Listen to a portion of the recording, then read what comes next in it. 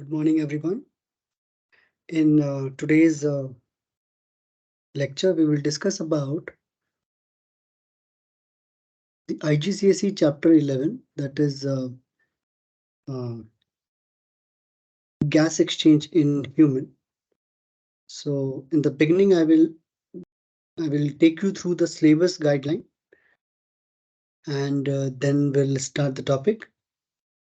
So, in this topic, we'll talk about gas exchange in human, where we will talk about the basic features, why we are what are the features of the gas exchange. Like they have a thin surface area, surface is thin, and they have a large, then they have a thin surface, then they have a good blood supply, and they have a good ventilation with air, so that gas exchange can be facilitated. Then we'll identify the image of the breathing system confined to lungs, diaphragm, then ribs, intercostal muscles, larynx, trachea, bronchi, bronchiole, alveoli, and associated blood capillaries. Along with this, we will also see internal and external intercostal muscles. What are they? Where they are located?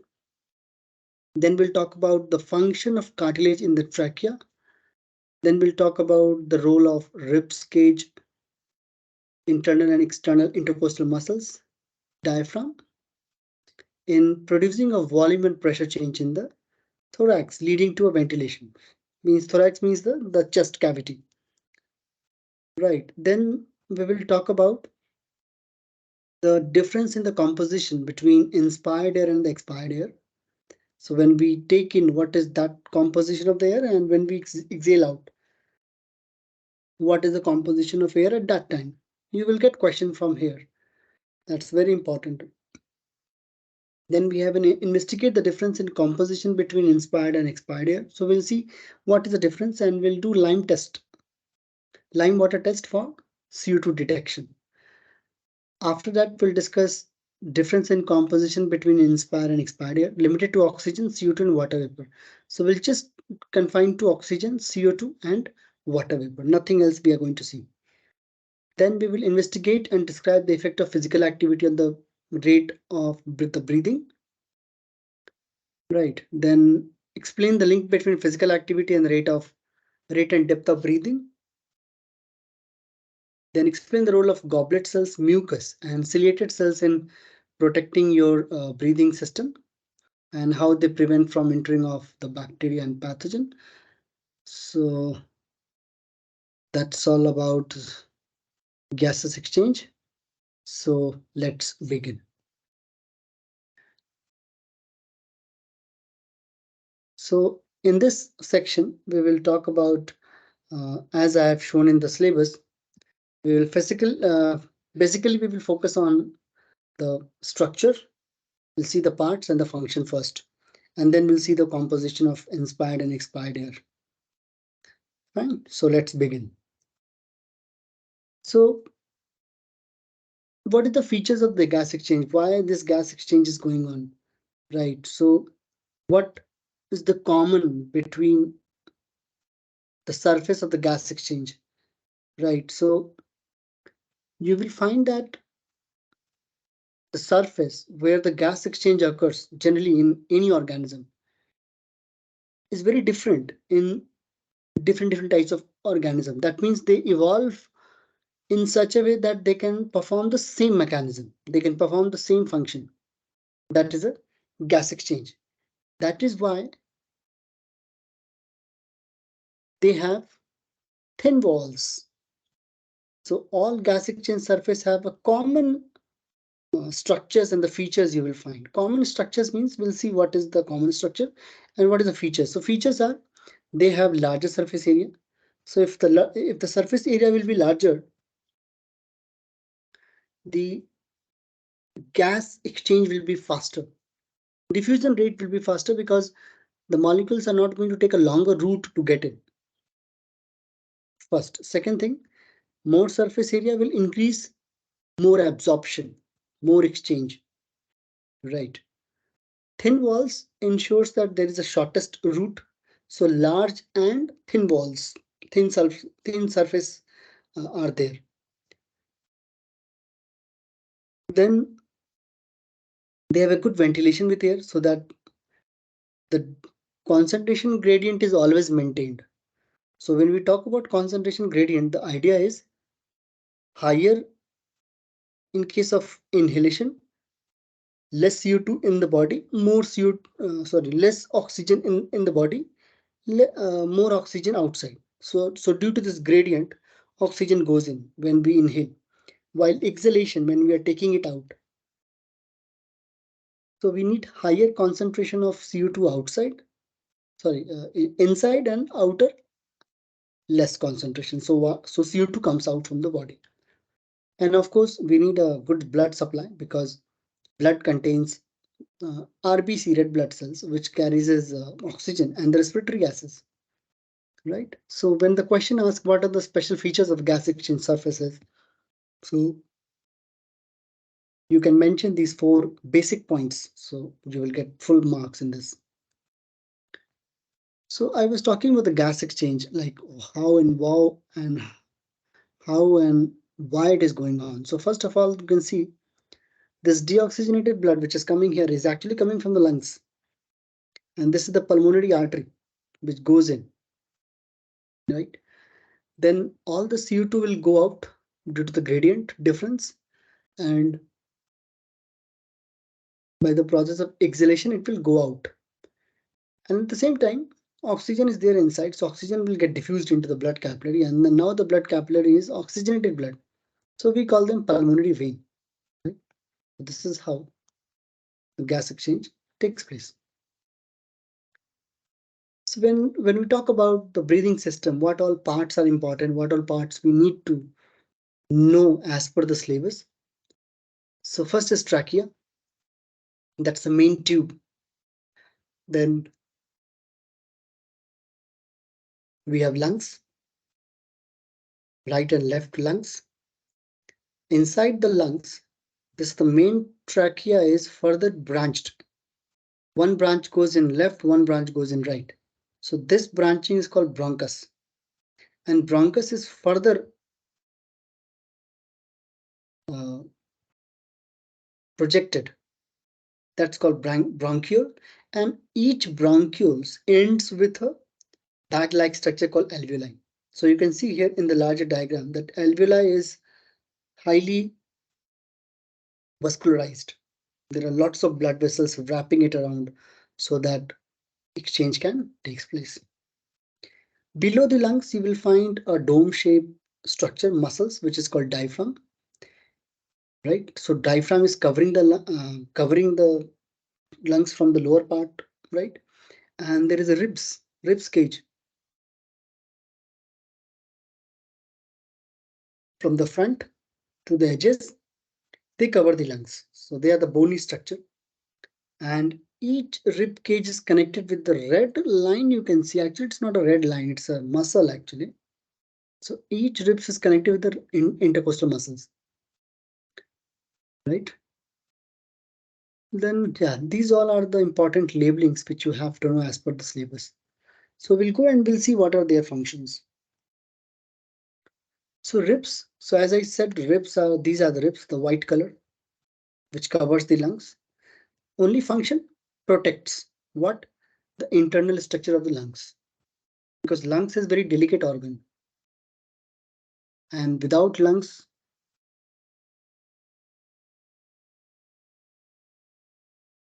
oxygen is not going to get in. So it's very delicate and very important organ. So they are covered with the bony structure called ribs. And ribs are connected with each others actually. You can see here in the diagram. So there's a red line you can see in between. That's a muscle. That's called intercostal muscles. So intercostal muscles, the muscles between the ribs, which controls the movement causing inhalation and exhalation. So ribs, so internal costal muscles or intercostal muscles, they maintain the expansion and contraction of the lungs. How? There are pair of muscles. We call them intercostal muscle and internal costal muscle and external costal muscles. So they are opposite function doing muscles, means they're antagonist. When we say antagonist, the meaning is if one is expanding, another will contract. When earlier is contracting, the another pair will get relaxed. So they are doing opposite function. Diaphragm, we can see diaphragm is here just below the lungs. What they do? They are a sheet of connective tissue and muscles at the bottom of the thorax that helps change the volume to facilitate inhalation and exhalation.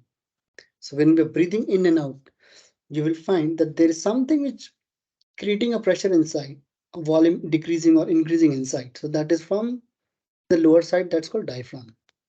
Trachea, what is trachea? Trachea is a windpipe. In one line you can see. It's a windpipe which connects mouth or nostril to the lungs. You can see here, this is the connect. So nostrils, mouth.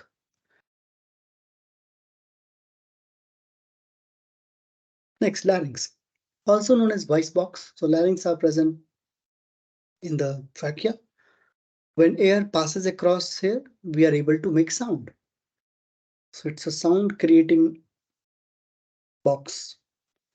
Bronchi. So trachea further forms two projections. One goes in left lungs, another goes in right lungs. So we call them bronchi, and they are a large tube branching of the trachea with one bronchus for each lungs. Then we have bronchiole. Bronchi splits to form smaller tubes called bronchioles, which further forms alveoli. So they are the end section. What are alveoli? Alveoli is the small sac-like structure where gas exchange occurs. So when the question is where gas exchange takes place, don't say in the lungs, you say alveoli. That is more accurate answer. So hope you have done this a very basic experiment where we are seeing the difference between inspired air and the expired air. So air which is coming in and the air which is going out. So it's a simple investigation thing. So simple experimental setup can be used to find the difference between inspired and expired air. So when we breathe in, the air is drawn through the boiling tube A. Here is A. When we breathe out, the air is blown into the boiling tube B. Right? So we are doing from here. Right? Through mouth. This is the rubber tongue, which is present on both the sides so that they can control the flow of the air. This is the boiling tubes. And this is lime water. So lime water is clear, but becomes cloudy. Right? When carbon dioxide is bubbled through it. So when we are exhalating it, if that gas is going inside, lime water will turn milky. So the lime water in boiling tube A will remain clear, right? But the lime water in the boiling tube B will become cloudy,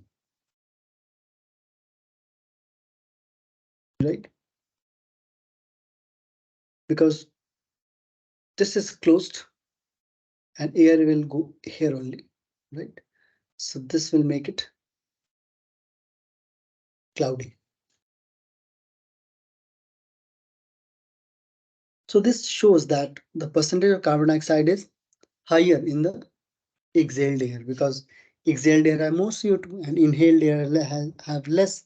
That is why A tube is not turns milky. So it's a simple experiment to decide, to find out. Now let's see the effect of physical activity on the breathing. So it's a very obvious activity or investigation we all do in our daily life. So as the physical activity will increase in your body, like you're doing more physical activity, the frequency and the rate and the depth of the breathing will be faster, like you are running. So once you will run, the breathing will be faster because body need more oxygen to do the process of respiration to supply more energy to the muscle cells. Right? So that is why higher exercise rate, higher breathing rate. So this can be investigated by counting the. So now the question is, we don't have any machine or anything to measure, right? So how to do? You can count the breath taken during 1 minute at rest and measuring the average chest expansion over 5 breaths using a tape measured around the chest. exercise for a set time, like 3 minutes, like 3 minutes you are sitting, 3 minutes you are running, 3 minutes you are running faster. And immediately after the exercise, sitting, slowly running and fastly running, you can count the breath taken in 1 minute and multiply with 3 to get the 3 minutes value. Or you can check the average chest expansion over 5 breaths. Following exercise, the number of breaths per minute will have increased and the chest expansion will also increase. So this shows that there is an effect of physical activity on breathing. It's a very basic kind of experiment, might be you all have done in the checkpoint or in the previous uh, lower grades. So that's what the whole idea is, to make you understand that physical activity controls the body breathing pattern.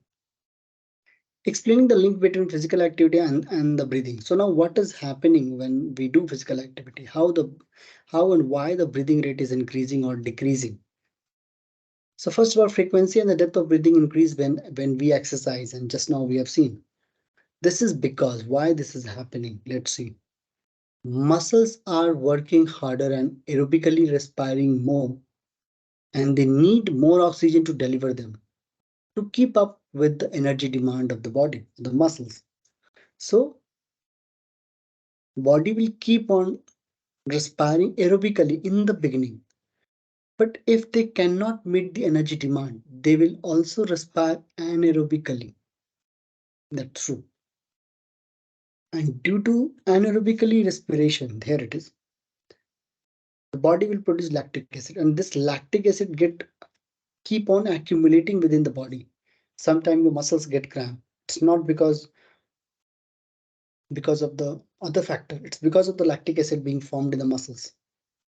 After exercise has finished, the lactic acid has built up in the muscles, need to be removed. Now you have to remove it because lactic acid is what? It's an acid. So it will decrease your pH of the cell. And we know that enzymes are highly specific and they are in very specialized shape and structure. And pH controls that structure. So if pH is changed, that means enzymes will get denatured. So we have to prevent them. It can only be removed by combining with oxygen. So now how to get rid of this lactic acid? So you have to relax and breathe. This is called repaying the oxygen debt. This can be tested by seeing how long it takes after exercise for the breathing rate and the depth to return to normal. The longer it takes, the more lactic acid has been produced. So if you are taking more time to get relaxed, that means your muscles have more lactic acid. And the greater the oxygen depth, that needs to be repaid. That's why that's a connection between the physical activity and the breathing. Now let's try to understand where is the intercostal muscles and what is internal and external intercostal muscles. So see, this is ribs, right? This one. You see my cursor, where the cursor, this is ribs. So the muscles which are connected from outside to outside. Outside to outside means outside of one ribs to outside of another ribs. See the structure. That's present outside, outward, so external. The internal one is present inside. So from internally they are connected rib cages like this. This is called internal intercostal muscles. So what all important points where you have to know here is external intercostal muscles, ribs, bronchus bronchi, right lungs, cartilage rings, trachea, windpipe, larynx. So all those parts which was not there been shown here. So muscles are only able to pull on bones, not push on them. This means that there must be two sets of intercostal muscles, one to pull the ribs and another set to pull it down. So they are pair of muscles, antagonist muscles. So one set of intercostal muscles is found on the outside of the rib cage, we call external, and one set is found on the inside of the rib cage, that's called internal. And what is the function of this cartilage? So first of all, these cartilage are present in the trachea and bronchi, the only function is to support the airway and keep them open during the breathing, because if they are not going to support, then due to the outside air pressure, the trachea will get collapsed, right? So we have to maintain the shape and size, shape and the width, so that normal breathing process can go on. Now, what about the pressure changes? This is very important factor here. We are going to talk. So there are so many points are there. So I will suggest pause for a minute and try to understand each points. Right. So let's start with the first. The diaphragm is a thin sheet of muscles that separate the chest cavity from the abdomen. Abdomen means the lower part. It ultimately responsible for controlling ventilation in the lungs. So now see how diaphragm is controlling. When the diaphragm is contract or flattened, and this increases the volume of the chest cavity. So when they are getting flat, when they are contracting, means going down, slightly flattened, volume increases. Volume increases means pressure decrease, right? So there is an inverse relation with volume and the pressure. So volume increase means now you have a more space. So more space means less gas. Less gas means less air pressure, right? So which consequently lead to a decrease in the air pressure inside the lungs relatively to outside the body, drawing air in. So pressure is less inside. That's why the higher pressure is outside. So air will go in. When the diaphragm relaxes, it moves upward, going up in the dome shape. That means volume is getting decreased. Area is getting decreased. Leads to increasing the air pressure. Obviously, the area is less. That means molecules are getting less space to move. So pressure increases inside, and air will forcefully come out. This is the role of diaphragm. So always remember, when we are taking air in at that time, the diaphragm is contracted and pressure increases. And when we put air outside, exhalation time, this volume decreases, pressure increases. Now, what is the root of internal coastal muscles? So first of all, external and internal intercostal muscles work as antagonists, meaning they work in different direction to each other. They are doing opposite work. Like during inhalation, the external sets of intercostal muscles contract to pull the ribs up and out. So when it is going up and out, obviously volume is going to increase and the pressure is going to decrease and air will go in. During exhalation, opposite function will take. External intercostal muscles relax. That means ribs will go down and inward. This will decrease the volume of the chest cavity and air pressure increase, and air will go out. So they are doing opposite function, right? So opposite function means antagonist functions. So that is very important here. So when we need to increase the rate of gas exchange, the internal intercostal muscles will also work to pull the ribs down and in to decrease the volume of the thorax more, forcing air out more forcefully and quickly. This is called forced exhalation, right? So this will allow the greater volume of gas to be exchanged. So I have made a summary chart for this. So don't worry, don't go in the entire wordings or sentence. I have made a very concrete points or understanding. So if you know any one, you will able to write another one. So during inhalation, what happens? Just a summary of all this. So when you are breathing in, external intercostal muscles is going to contract. Rib cage moves up and out. Diaphragm contracts and get flattened. Volume increases. Air pressure decreases and air will go in. But in the breathing out process, everything is opposite. So you can see here, external coastal muscles is relaxed here. Rib cage is moving down and inward. Diaphragm relax, volume decreases, pressure increases, and air is forced out. So whatever we have seen in the previous slide, this is the summary of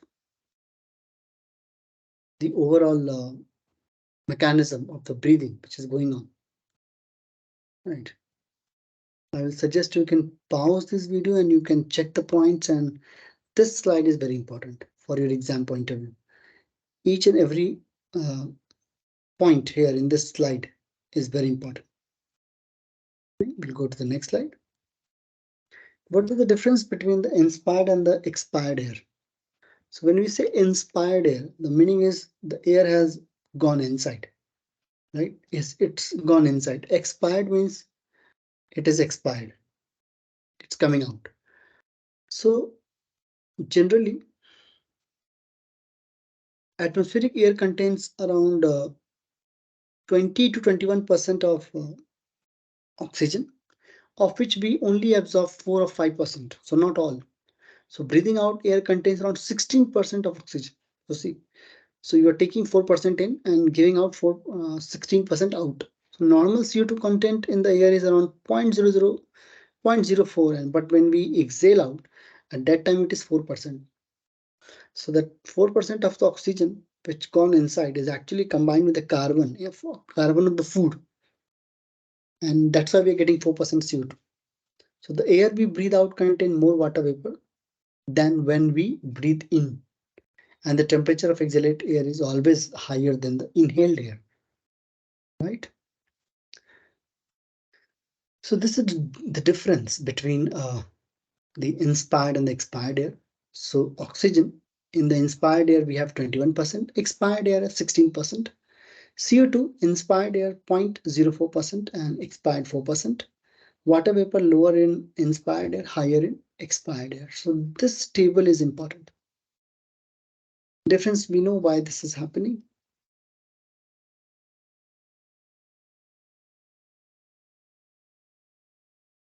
Next. Now your breathing system must be protected because it's a very delicate organ and they're doing very vital work, exchange of gases. Without that, life is not possible. So there are some protecting measures, right? So the passage of the breathing system is lined with ciliated epithelium. So you can see cilia is there. Cilia is the finger-like projections of the cell membrane, right? So cilia comes from the Latin actually eyelashes. So unsurprisingly, these cells have a hair-like structure that beats and push mucus up and passes towards the nose and throat where it can be removed. So the whole idea is to throw it out. So that's why they are doing motion movement. So the mucus is made up of special mucus producing cells, which is called goblet cells. Right. So there are some more cells present near the epithelial cells. We call them goblet cells. And the main function of these goblet cells to secrete mucus. And this mucus traps particles, pathogens, bacteria, dusts, and prevent them getting into the lungs and damaging the cells there. So they're going to destroy it also because they have phagocytic nature, killing nature.